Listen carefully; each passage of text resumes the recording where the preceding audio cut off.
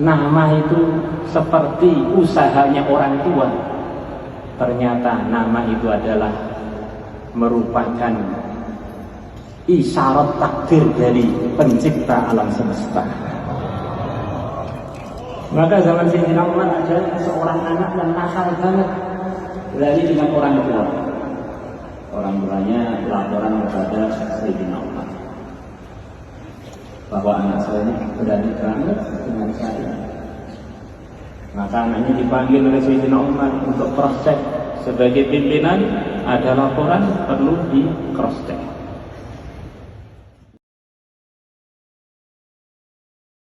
Dijadikan oleh Allah Subhanahu wa taala jadi sebab kita nanti dipukul yang bermakna dihintar dari dia. Para makhluk yang lain berdiri melihat orang-orang itu berganti. Siapakah mereka?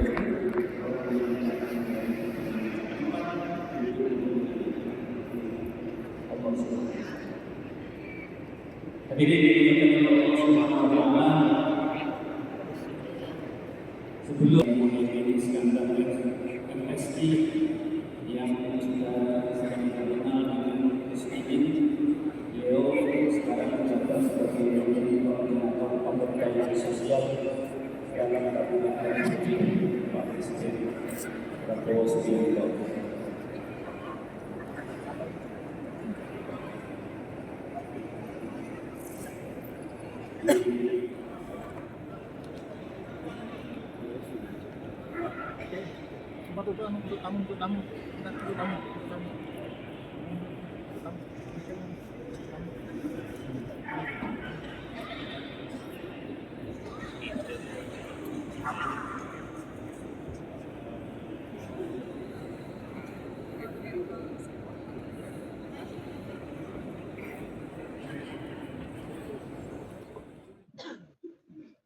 Assalamualaikum warahmatullahi wabarakatuh.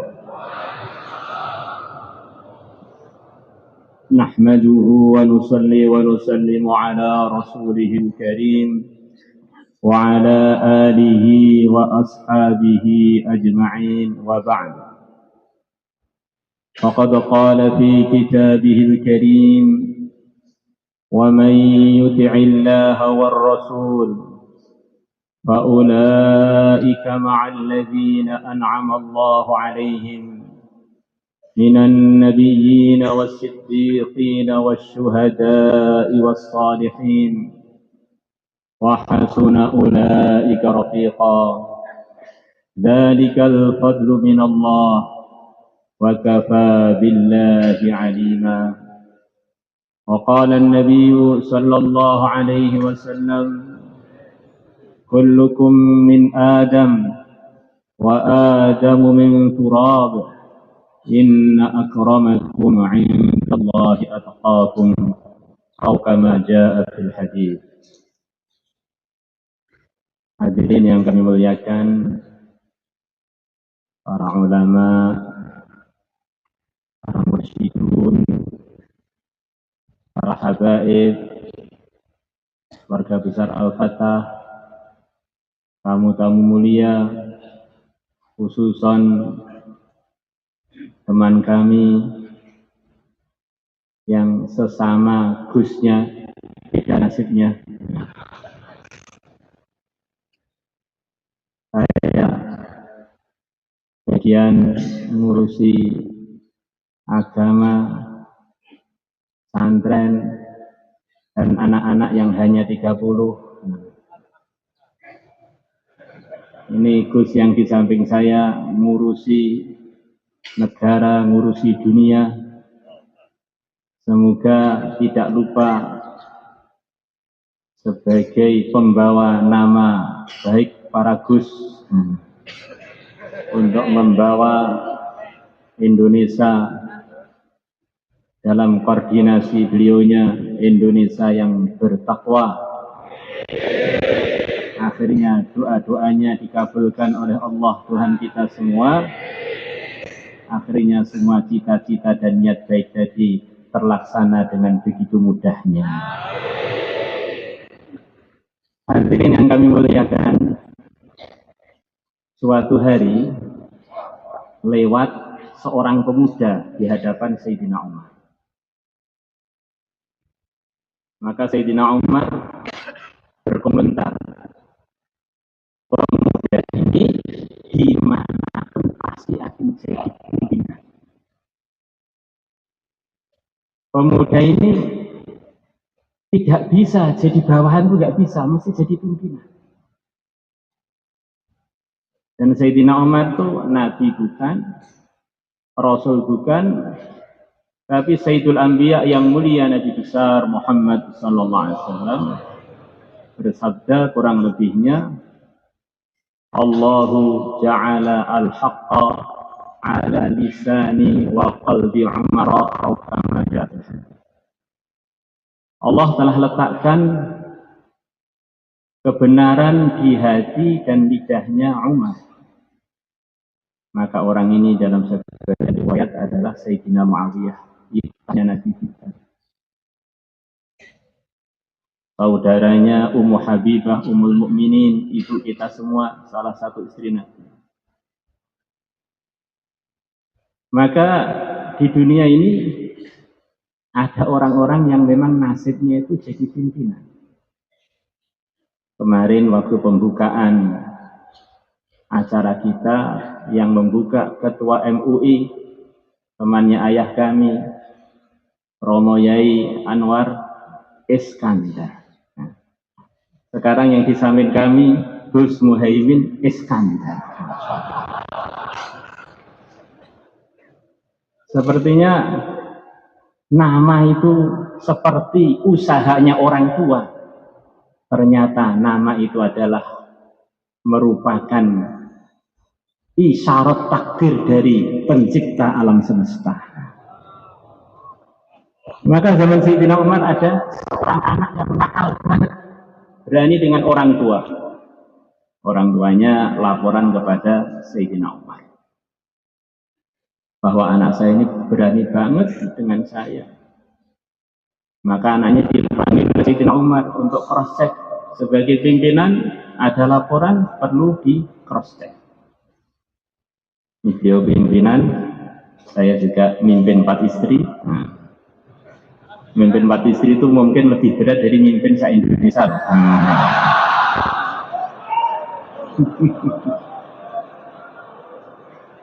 Masya Allah. Maka Pak Menteri ada laporan cross check. Dulu waktu zaman Yuzairon almarhum ada laporan di hadapan kami bahwa telah diputuskan dalam musyawarah pondok, di antara seragam santri adalah santri putra sanawiyah pakai baju yang kokonya panjang sampai lutut atau bawah lutut sedikit, celana panjang dengan baju kurung untuk para pelajar putra, di antara seragamnya itu Muhammad sallallahu alaihi wasallam. Selepas Nabi kita yang tertinggi derajatnya adalah para sahabat. Nabi kita telah bersabda, Inna Allah astara ashabi 'alal 'alamin wan nabiyyin wal mursalin. Sesungguhnya Allah telah memilih sahabat-sahabatku di atas seluruh makhluk selain para nabi dan para rasul. Para sahabat yang tertinggi derajatnya adalah Ashabul Badar. 313an sahabat yang hadir dalam pertempuran Badar. Yang namanya saja kata para ulama mendatangkan sekian banyak sejarah mendatangkan pertolongan Allah. Belum orangnya, baru namanya saja sudah mendatangkan macam-macam keberkahan. Sahabat Badar yang tertinggi derajatnya adalah Asyrah Mubasyarah bil Jannah. Sayyidina Abu Bakar, Sayyidina Umar, Sayyidina Uthman, Sayyidina Ali, Sayyidina Talha, Sayyidina Zaid, Sa'ad bin Zaid, Sa'ad bin Abi Waqqas, Abu Ubaidah bin Jarrah, Abdurrahman bin Auf. kemudian Az-Zubair bin Al-Awwam. Dari beliau 10, yang tertinggi adalah Khulafaur Rasyidun. Dari beliau 4, yang tertinggi adalah Sayyidina Abu Bakar, kemudian Sayyidina Umar. Sayyidina Abu Bakar disabdakan Nabi kurang lebihnya, "Law wuzina imanu Abi Bakrin bi imani jami'il ummah la rajahati." Atau kama ja'a fil hadits. Andaikan imannya Abu Bakar ditimbang dengan imannya seluruh umat, tentu imannya Abu Bakar akan mengungguli imannya seluruh umat. Dan di antara umat itu adalah Sayyidina Umar. Di antara umat itu adalah Sayyidina Umar. Maka 10 sahabat yang tertinggi tadi, para hadirin, hampir semuanya adalah pejabat. Jadi kalau jabatan seperti Gus Muhaimin digunakan untuk ketakwaan, bisa jadi wali tertinggi. Itulah harapan kita. Di antara pesan Nabi kita, kalau nanti saya wafat, ikutilah 2 orang, Abu Bakar, kemudian Umar. Kalau saya nanti wafat, ikutilah 2 orang, Abu Bakar, kemudian Umar. Yaqtadu bil ladaini ba'di Abi Bakrin wa Umar. Ikutilah oleh kalian selepas wafatku, Abu Bakar, kemudian Umar. Dalam riwayat yang lain, wa ma'ahida alaikum Ibnu Mas'udin faqbalu. Apa yang disarankan oleh kalian kepada kalian oleh Ibnu Mas'ud, terimalah, laksanakan. Hadirin, tadi telah diceritakan oleh beliau bagian mengawasi 500 triliun untuk diberikan kepada masyarakat Indonesia, supaya masyarakat Indonesia lebih makmur, lebih mudah urusannya. Satu niat yang perlu kita duduk bersama. Dalam hadis Bukhari diceritakan, ada seorang pelacur. Pelacur itu bukan orang yang berzina, para hadirin, mengfasilitasi orang untuk berzina. Bahkan dia ini jadi WC umum, insya Allah. Siapapun pengen gunakannya, dipersilahkan, WC umum berbayar. Maka pelacur ini diceritakan sedang dalam perjalanan kehausan. Pelacur dalam perjalanan kehausan, akhirnya dia pergi satu sumber air. Dia puas minum di situ, itu naik ke atas melihat anjing, bukan melihat manusia, melihat anjing yang kehausan sekali. Saking hausnya anjing tadi menjilat-menjilat tanah.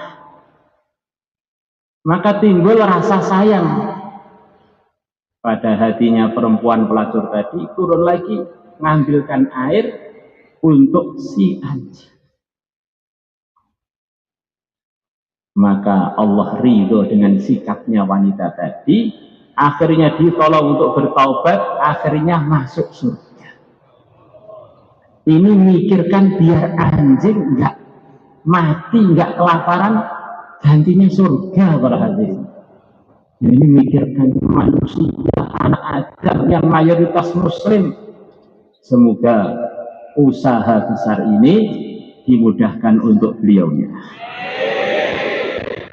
Kita juga, para hadirin, hidup sekali, di samping mikirkan macam-macam, sudah pernah belum menjadi teman kita, menjadi mudah urusannya sebab usaha-usaha kita. Sebenarnya dalam hadis yang lain ada seorang wanita yang kejam, sama-sama wanitanya yang tidak diberi makan, tidak diberi minum, sampai akhirnya tidak dilepas juga. Sampai akhirnya Allah murka pada sikapnya wanita itu, akhirnya wanita itu dimasukkan neraka. Bukan manusia, dakhalat imra'atun annar, telah masuk seorang wanita di neraka, fi hirratin habasatha, gara-gara satu kucing yang dia kurung, la hiya at'amatha, dia tidak berikan minum kepada makanan minuman pada si kucing itu, wala hiya tarakatha ta'kulu min khashasil ard, tidak juga dilepas biar dia cari makan sendiri. Maka kita fokus bahwa Nabi kita, di antara nasihat beliau adalah supaya kita ikut Sayyidina Abu Bakar, kemudian ikut Sayyidina Umar. Hadirin, kita baru saja di acara maulid bergembira dengan kelahiran yang mulia Nabi besar Muhammad sallallahu alaihi wasallam. Bergembira dengan kelahiran Nabi itu jelas pahala besar, karena mensyukuri nikmat yang terbesar kelahiran Nabi kita. Bergembira dengan Nabi yang begitu besar manfaatnya dan pahalanya, kalau belum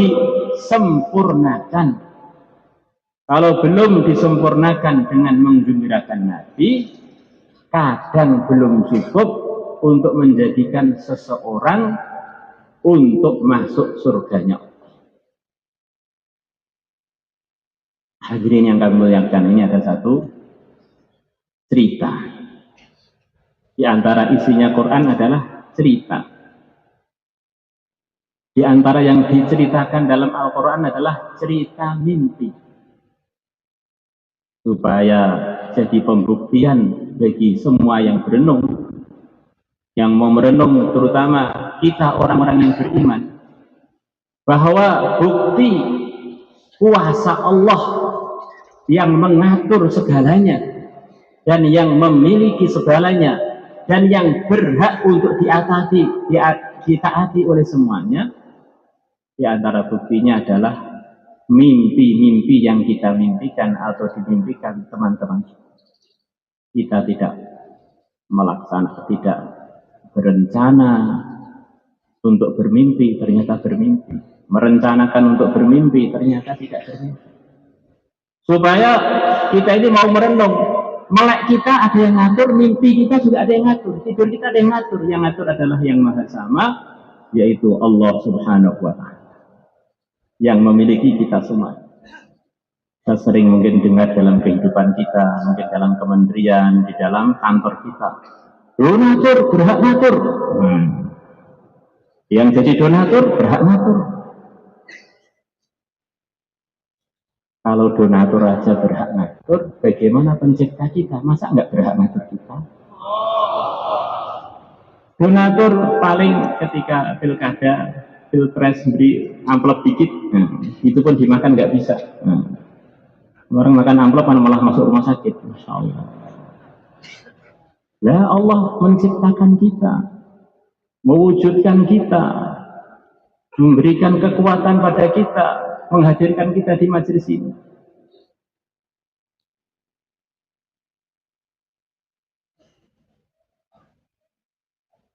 Maka datang orang-orang yang belum beriman kepada yang mulia Nabi besar Muhammad sallallahu alaihi wasallam. Mereka mengatakan, wahai Muhammad, kami tidak percaya ada hari kebangkitan selepas mati kami.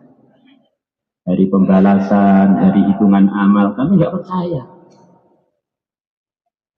Maka turun wahyu kepada Nabi kita, fama yukadzibuka ba'du biddin. Orang-orang yang bilang kepada kamu mereka tidak percaya adanya hari kebangkitan, hari pembalasan, itu sebetulnya kalau mereka mau merenung tidak akan bisa. Tidak percaya itu tidak akan bisa, karena telah terjadi kepada mereka perkara yang lebih hebat melebihi kebangkitan. Kalau kebangkitan itu kan kita sudah ada, tinggal dikembalikan, sudah pernah ada. Ada hal yang begitu besar telah terjadi pada setiap yang hadir di sini ini, yang melebihi hari kebangkitan, yaitu hari kelahiran kita. Maknanya kita ini sebelum lahir para hadirin asalnya nggak ada. Kalau kebangkitan kita sudah ada, tinggal dibangkitkan. Tidak ada aja sudah pernah kita alami, kita menjadi ada. Kenapa kita tidak percaya dengan adanya hari kebangkitan? Itu namanya percaya pada yang lebih besar, pada yang kecil malah nggak percaya. Namanya otak-otak yang error, yang nggak untuk merenung. Di antara isinya Al-Quran mengenai mimpinya Nabi Ibrahim. Mimpi nyembelih putra beliau. Mimpinya para anbiya, sebagaimana waktu beliaunya terjaga pasti benar, maka ketika bermimpi pun juga pasti benar. Inni ara fil manami anni azbahuka fanzur madza tara. Qala ya abati if'al ma tu'mar satajiduni insyaallahu minas sabirin. Kemudian mimpinya dua temannya Nabi Yusuf yang bukan nabi, bukan rasul, bukan raja, bukan penguasa. Mimpi kemudian disampaikan kepada Nabi Yusuf, mimpinya menjadi kenyataan. Kemudian yang ketiga, mimpinya penguasa Mesir zamannya Nabi Yusuf. Mimpi ada sapi gemuk-gemuk 7 dimakan sapi kurus-kurus. Maka Nabi Yusuf mentakwilinya akan ada 7 tahun kekeringan selepas 7 tahun kemudahan. Maka kata para ulama, di antara bukti kita ini diatur oleh Allah, hampir semua manusia pernah bermimpi dan mimpi itu menjadi kenyataan. Apalagi kalau mimpinya itu mimpinya penguasa, walaupun penguasanya non muslim, mimpinya sering benar. Karena dia ini hari-hari yang dipikirkan kekuasaannya, maka apa yang terjadi pada daerah kekuasaannya akan mimpikan para penguasa. Maka Fir'aun mikirkan kekuasaannya, tiba-tiba mimpi ada bayi dari Bani Israel menghancurkan kerajaannya. Maka Pak Muhaimin kalau mimpi itu nilainya beda. Kalau katanya Syekh Muhammad Ibn Sirin, seorang tabi'i yang muhaddis besar, mufti besar, sekaligus ahli takwil mimpi. Kalau orang beriman mimpi ketemu sapi, sapinya kelihatan senang dengan dia, ini diantara takwilnya dia baru saja membaca surat Baqarah. Jadi kalau mimpi diseruduk sapi, itu berarti dia sudah lama nggak baca surat Baqarah. Ini saya kok mimpi diseruduk sapi, ini apa takwilnya ini? Di antara takwilnya surat Baqarah, marah. Allah telah hadiahkan surat Baqarah kepada kamu, orang beriman nggak kamu baca. Siapa yang baca surat Baqarah, di rumahnya tidak akan bisa dimasuki syaitan selama minimal 3 hari. Maka rumah-rumah kalau pengen selamat dari setan, di antara usahanya baca surat Baqarah. Kalau nggak pernah dibaca surat Baqarah, khawatir penghuni rumah jadi setan. Bahkan manusia ini karena cucunya Nabi, kadang-kadang punya ide-ide sampai setan pun terkagum-kagum dengan ide keburukan ini. Mulai setan Allah ciptakan pimpinannya itu iblis, belum pernah ada cerita iblis ngaku jadi Tuhan. Tapi manusia yang ngaku jadi Tuhan banyak. Belum pernah ada cerita iblis ngaku jadi nabi. Tapi manusia yang ngaku jadi nabi banyak.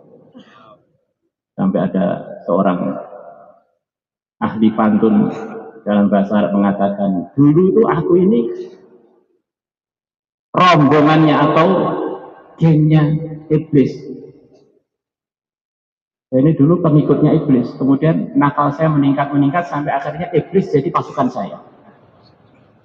Kuntu min jundi iblis, dulu itu aku ini pasukannya iblis.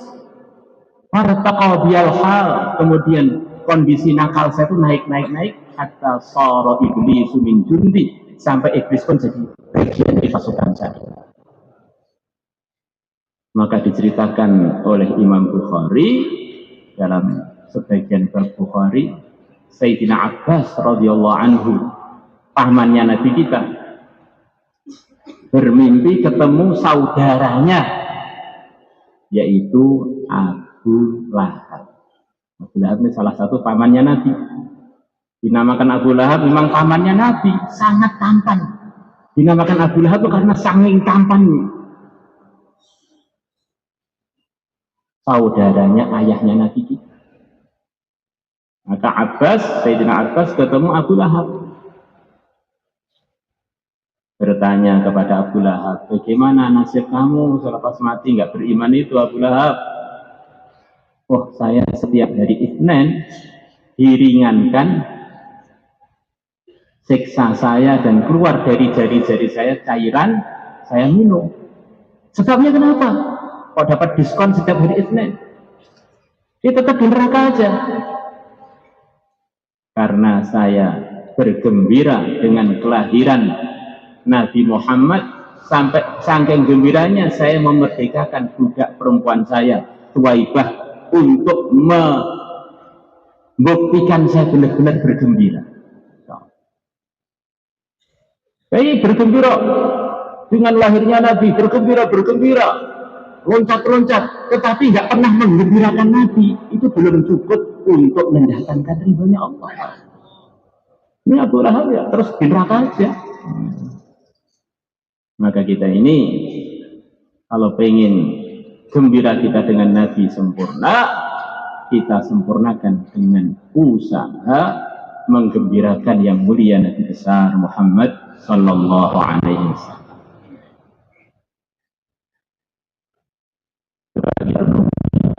Bergembira beli mobil baru, bergembira jadi pengantin baru, bergembira punya anak baru, bergembira jadi mengko. Katanya nggak jadi wapres ya apa-apa, tapi masih jadi mengko. Kita renungi, sudahkah kita pernah dengan sengaja usaha menggembirakan Nabi? Sudah pernah? Coba kita renungi, kita berikan cekakaan. Tertawa simpel ini dalam rangka menggembirakan siapa ini? Kadang-kadang kita belum merenung sampai situ.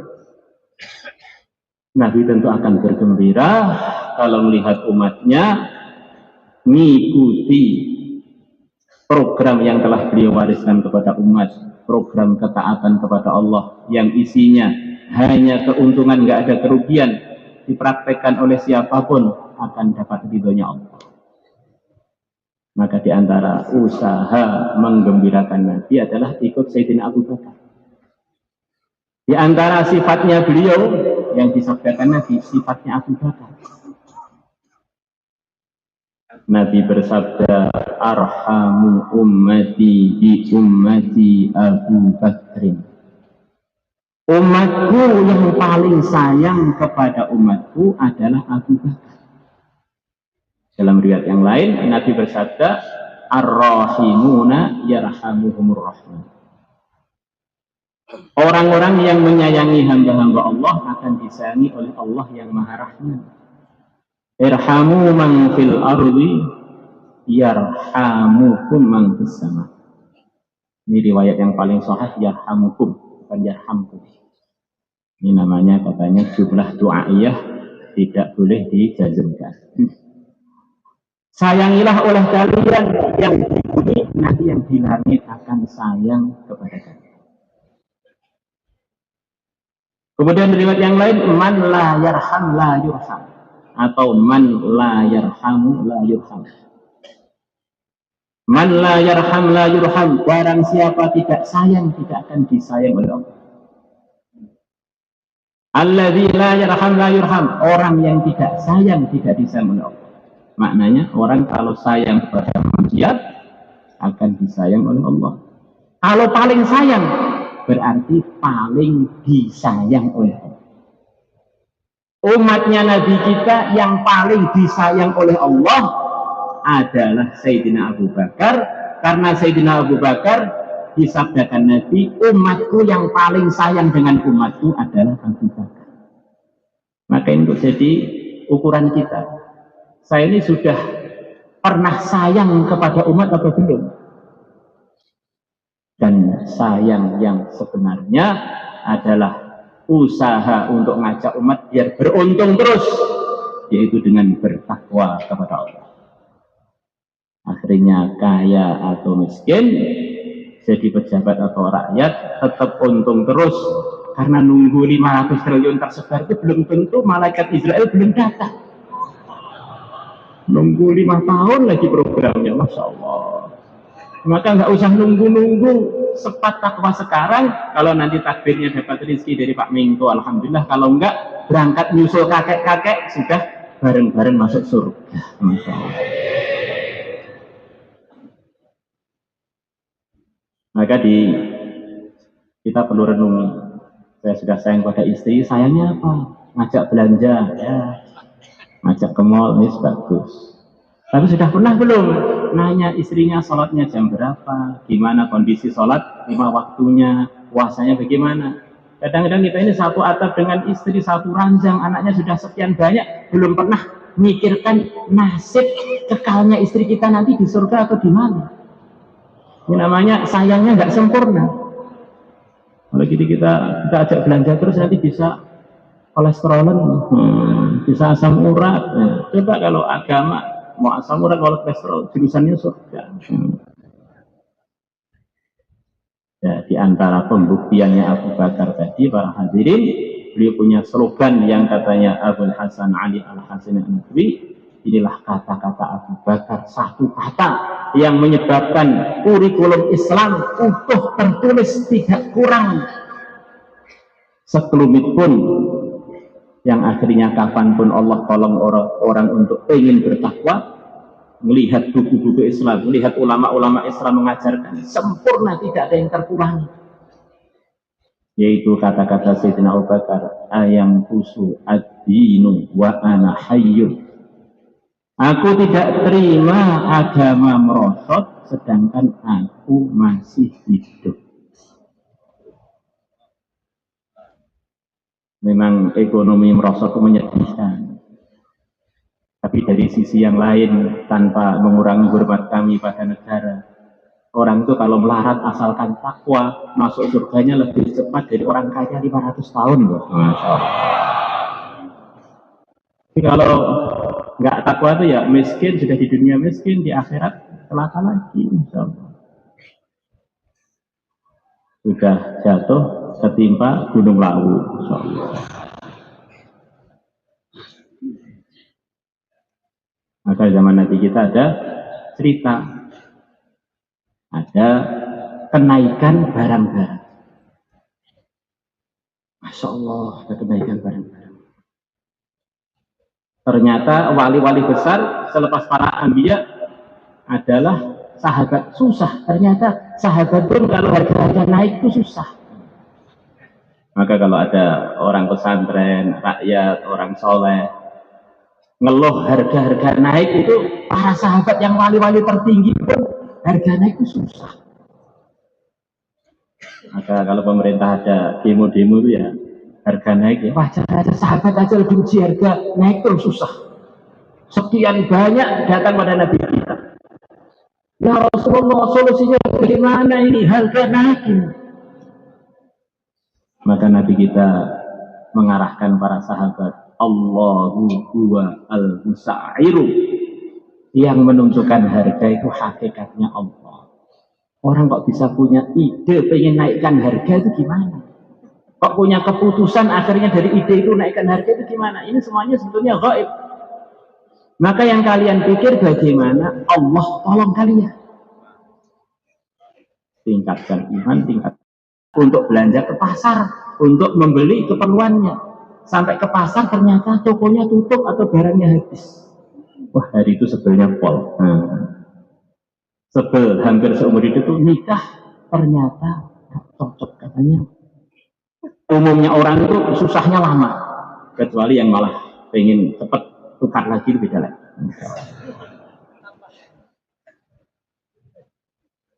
Itulah diantara yang dicontohkan Sayyidina Abu Bakar.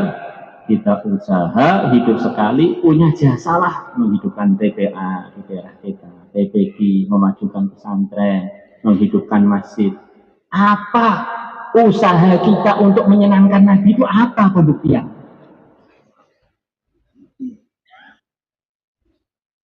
Kemudian yang kedua, para hadirin, di antara pesan Nabi supaya kita mengikuti Sayyidina Umar. Nasihatnya Sayyidina Umar banyak. Di antara yang masyhur adalah dia mengatakan, ingat Allah. Ingat Allah adalah obat, lupa kepada Allah adalah penyakit. Kalau kita ini ingin tahu secara pandangan agama kita ini penyakitan apa sehat, seberapa ingat kita kepada Allah, itulah waktu sehat kita.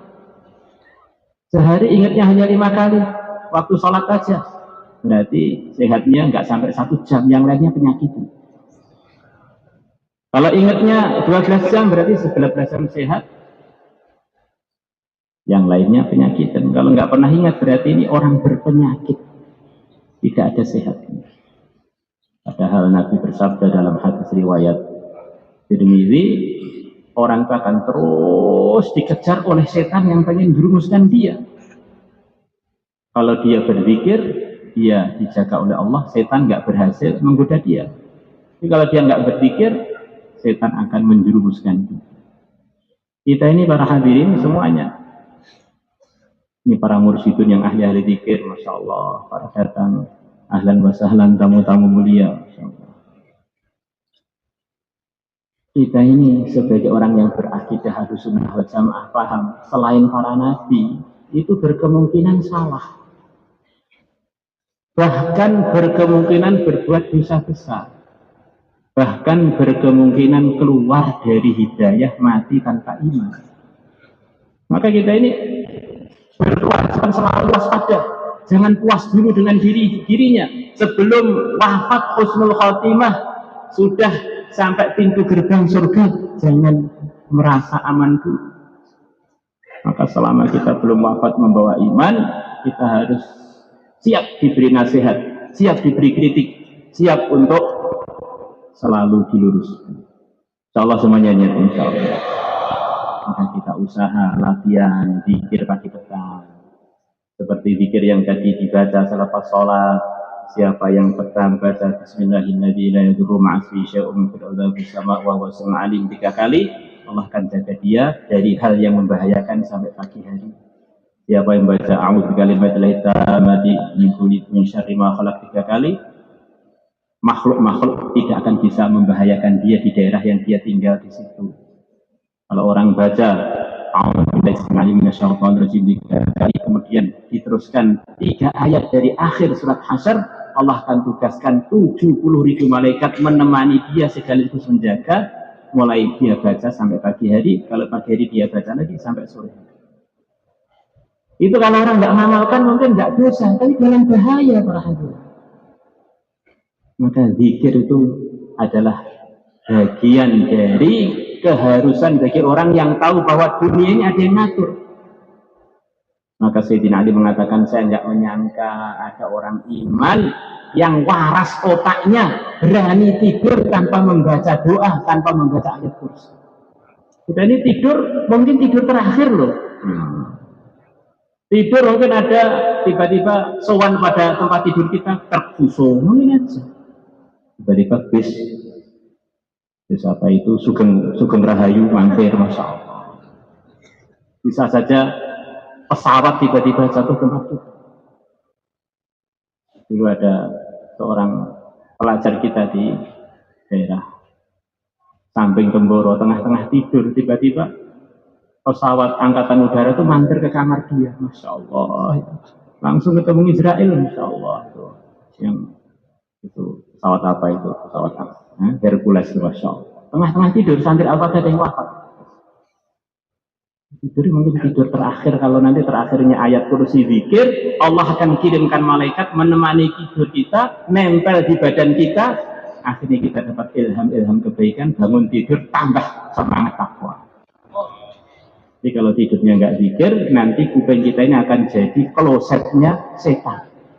Dikencingi, akhirnya bangun tidur males mengamalkan kebaikan-kebaikan.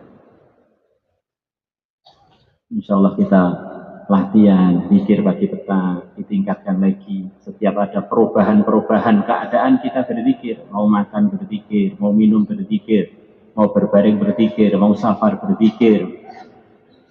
Supaya kita ini selalu dirahmati, dijaga oleh Allah. Sampai akhirnya wafat dalam keadaan berzikir. Kemudian yang ketiga, para hadirin yang dimuliakan Allah Subhanahu wa taala, di antara nasihat kita adalah kalau Ibnu Mas'ud nasihati kalian, terimalah. Selepas wafatnya Nabi, sahabat Ibnu Mas'ud hijrah ke negeri Irak sampai sekian lama. Maka akhirnya beliau balik untuk ziarah Nabi. Ziarah Nabi ini perkara yang penting bagi orang beriman, para hadirin. Dalam hadis sahih riwayat Tabarani, Nabi bersabda, "Man zara qabri wajabat lahu syafaati." Siapa yang menziarahi kuburku pasti tak syafaati. Ini diantara maknanya, para hadirin, kalau orang ziarah kubur Nabi dijamin wafat membawa iman dan akan dikenal oleh Nabi kita sampai akhirnya dibela oleh beliau sampai akhirnya masuk surga. Ini diantara cara menjaga iman adalah ziarah kuburnya orang yang termulia, Nabi besar Muhammad Sallallahu Alaihi Wasallam. Di samping Nabi bersabda, orang yang ziarah aku, mendekat kepada aku, kemudian salam kepada aku, Allah akan kembalikan nyawaku ke jasadku, kemudian aku akan mendoakan salam untuk dia. Akan mendapatkan doa langsung dari Nabi, dari lidah beliau yang telah digunakan untuk menyampaikan Al-Quran dan hadis. Masya Allah. Kalau kamu pengen doa-doa kamu makbul, doalah dengan lidah yang tidak pernah berbuat dosa. Caranya gimana? Di antara caranya, ziarah Nabi, salam kepada Nabi. Nabi tidak pernah berbuat dosa. Maka beliau melihat amalan orang Madinah. Maka ternyata amalannya orang Madinah ini, remajanya, orang tuanya, pejabatnya, pedagangnya, petaninya, semuanya sangat memperhatikan sholat 5 waktu dikerjakan di masjid. Maka beliau mengatakan, wahai masyarakat, selama sikap kalian pada sholat 5 waktu begini ini, para laki-laki sholatnya di masjid, terjamin kalian akan selalu dibimbing oleh Allah. Tetapi kalau ada di antara kalian yang kurang memperhatikan ini, maka yang kurang memperhatikan itu jaminannya lepas dari dia. Bukan berarti langsung jadi nggak soleh, jaminannya hilang. Seperti mobil nggak ada asuransinya, bukan berarti mobilnya langsung nabrak. Tetapi kalau nabrak nggak ada yang nanggung. Masya Allah. Bisa sewaktu-waktu dia tidak terbimbing. Bisa sewaktu-waktu dia tidak bisa mengendalikan dirinya. Maka inilah diantara maksudnya kumpul kita di sini ini, kita mau ngajak diri kita, ngajak para laki-lakinya umat yang balik seluruh Indonesia bahkan seluruh dunia untuk usaha semuanya menjadi ahli-ahli masjid yang Nabi menjamin 3 perkara bagi orang yang suka ke masjid buat amal di masjid. 3 perkara, ar-rauha, Allah beri ketenangan. Ketenangan itu bisa dirasakan para hadirin, tapi nggak bisa dibeli. Di antara cara mendapatkannya, jadi ahli masjid untuk buat amal, jaga sholat jamaah. War-rahmah, dan Allah akan sayangi dia. Seluruh dunia benci pada kita, asalkan Allah sayang, kita sukses. Wal jawaz 'ala sirat, dan Allah jamin nanti kalau dia melewati sirat menuju surga, mulus tidak kendal. Wa qad dhamina Allahu liman kana al-masajidu buyutahu ar-rawha war-rahmata wal jawaz 'ala sirat atau kama ja'a. Di samping setiap hari itu ada ujian-ujian datang dari langit, musibah-musibah. Orang-orang yang rajin makmurkan masjid, sholat jamaah di masjid akan diselamatkan dari musibah tersebut. Dan bagi orang iman, musibah yang tertinggi adalah hidup sekali nggak dapat ridhonya Allah. Itu musibah tertinggi, itu nambahnya sulit itu, Masya Allah. Kalau yang lain-lain masih bisa ditambal, kalau nggak diridhoi Allah itu gimana cara nambahnya? Kita bergembira dengan lahirnya Nabi, usaha menggembirakan Nabi, dan ingat pesan-pesan terakhir Nabi. Di antara pesan terakhir beliau adalah Angfidu Jaisa Usamah. Saya telah membentuk pasukan perjuangan Usamah, teruskan dikirim. Ini kata banyak ulama, di antara maksudnya Nabi ingin ruhul jihad, semangat untuk meneruskan perjuangan Nabi ini ada di setiap dadanya umat. Nggak boleh padam. Pejabatnya, rakyatnya, tentaranya, polisinya, mursyidunnya, pesantrennya, bagaimana semuanya bareng-bareng, bagaimana hidup sekali ini bareng-bareng berjuang untuk meridhokan Allah, menggembirakan yang mulia Nabi besar Muhammad SAW. Hadirin, kata banyak ulama, orang itu kalau nggak ada sifat perjuangan, pahalanya itu dikit sekali. Lahir, gede, mati. Di malaikat nulis amal dia itu cepat langsung selesai. Tapi kalau orang itu punya perjuangan, di sana hidupkan kebaikan, di sana hidupkan kebaikan. Pak Menteri dalam 5 kementerian menghidupkan kebaikan, Masya Allah. Berikan masukan-masukan yang baik pada Pak Prabowo, dapat kebaikan. Kemudian beliau juga membawai partai terbesar nomor 5 yang sekian-sekian banyak, semuanya, pokoknya, ayo ke masjid semua. Akhirnya berapa juta kebaikan dikirim pada beliau, Masya Allah. Oh, ini pertemuan ini kenapa bisa muncul? Karena ada beberapa pejuang yang memperjuangkan. Coba Pak Muhaimin ini begitu sibuknya luar biasa, bisa datang ke sini kenapa? Karena ada memperjuangkan, meluangkan waktu, akhirnya sampai ke sini. Masya Allah. Orang yang nggak siap untuk berjuang itu ya hidupnya itu tanpa prestasi. Hidup tanpa prestasi, hidupnya orang yang nggak ada perjuangan.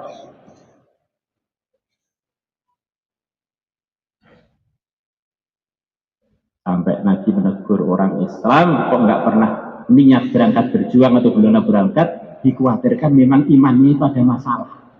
Kalau memang orang itu yakin perkara itu manfaat, mesti ada pembuktiannya, siap berjuang untuk perkara tersebut. Manfaatnya amal itu surga, ridhanya Allah, kok nggak tergerak sama sekali, perlu istighfar, jangan-jangan yakinnya itu memang ada masalah. Man mata walam yaghzu walam yuhaddith nafsahu ghazwa mata ala syu'batin minan nifaq. Di antara nasihat Nabi, as-shalah wa ma malakat aymanukum. Jagalah sholat, dan perhatikan orang-orang yang jadi bawahan kalian. Kita ini semua yang hadir di sini ini punya bawahan. Saya punya bawahan, anak saya 30, alhamdulillah. Belum santri yang sekian puluh ribu. Belum ini mantu saya pertama, ini mantu, Masya Allah. Orang-orang yang telah siap kita program, atau dalam program kita, ini tanggung jawab kita. Akan ada pertanyaan khusus dari Allah.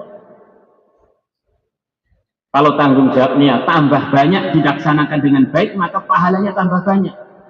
Kalau teledor, ya kebalikannya. Maka ada pertanyaan katanya, ada orang bertanya, orang masuk surga mulus tanpa hisab, apa mesti derajatnya lebih tinggi dari orang yang masuk surga dengan hisab? Tidak. Ada orang yang masuk surga itu dengan hisab, tapi derajatnya tidak bisa dibandingkan dengan yang tanpa hisab. Dan ada orang itu banyak tadi yang mau dipikirkan Gus Muhaimin, orang-orang yang sangat miskin yang jumlahnya 3 juta. Dia ini takwa, nggak punya apa-apa, baju pun hanya 1, makan pun jarang-jarang. Akhirnya dia mati, bawa iman, malaikat mau ngisap apa? Rumah juga numpang, makan juga jarang-jarang, duit nggak punya, jabatan nggak punya, masuk surga langsung. Maka diceritakan cerita mimpi lagi dalam hadits sahabat, ada temannya Sayyidina Umar mimpi. Sayyidina Umar itu mungkin khalifah yang paling banyak urusannya, ngurusi sekian luasnya urusan, sekian banyaknya. Maka ketemu Sayyidina Umar berkeringat. Sayyidina Umar tanya, saya wafat saya ini kapan sih? Sudah 12 tahun yang lalu lebih, wahai Amirul Mukminin. Kok kelihatan berkeringat, ngapain? Saya barusan selesai dihisab. Bagaimana hasilnya? Tidak ada satupun nggak lulus. semuanya lulus 100%. Orang di bawah kita ini anak kita, di bawah kita ini istri kita, guru kita. Sudah pernah belum kita pikirkan bagaimana dia ini diridhoi Allah? Ini semuanya jadi tanggung jawab kita.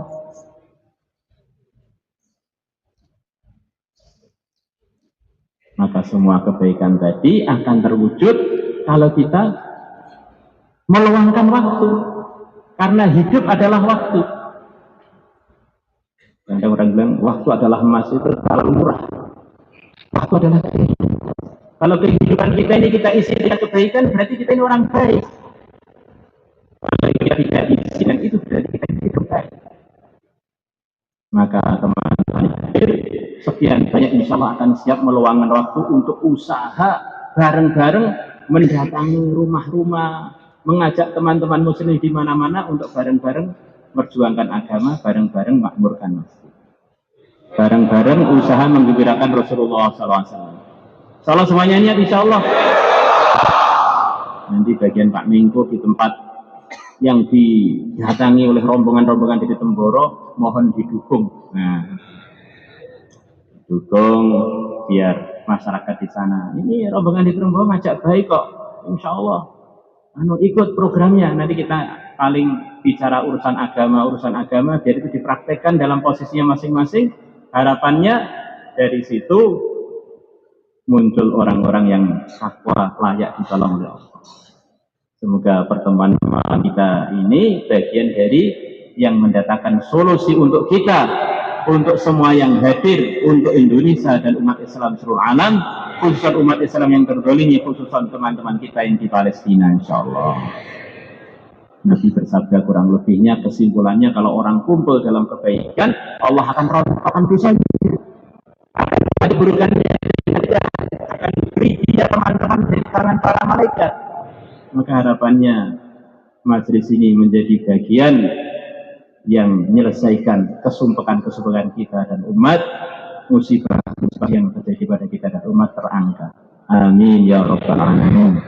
Maka teman-teman yang siap untuk usaha latihan belajar menggembirakan Nabi dengan khurut fisabilillah untuk keluar 1 tahun atau ke negeri jauh atau ke India, Pakistan atau di dalam negeri, silahkan berdiri untuk pergi ke tempat yang telah ditentukan. Masya Allah. Mari jemaah sekalian dengan pelan-pelan ke counter taskil masing-masing. Monggo. Silahkan berdiri dan untuk keluar 1 tahun atau ke negeri jauh atau ke India, Pakistan atau di dalam negeri, silahkan berdiri untuk pergi ke tempat yang telah ditentukan. Masya Allah. Mari jemaah sekalian dengan pelan-pelan ke counter taskil masing-masing. Monggo.